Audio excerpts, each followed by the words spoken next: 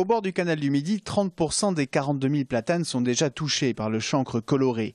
Mais le champignon ignore que ses jours sont comptés.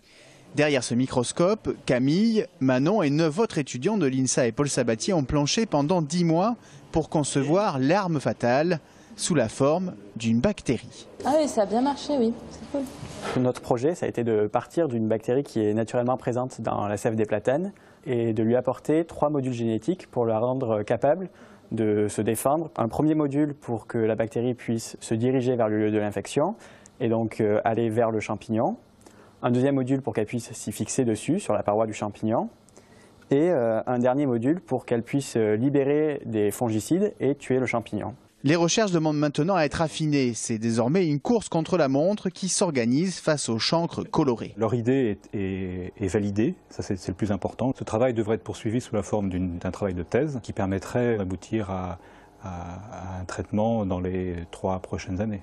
En attendant des débouchés concrets pour leurs recherches, les étudiants ont d'ores et déjà été récompensés. Ils viennent d'être primés à Boston lors de l'IGEM, compétition référente en matière de biologie synthétique.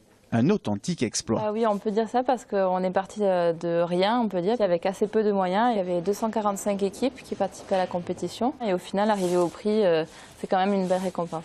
Une récompense qui souligne aussi la qualité de l'INSA. En 2 participations au concours, elle se hisse dans le top 20 des meilleures équipes mondiales en biologie de synthèse.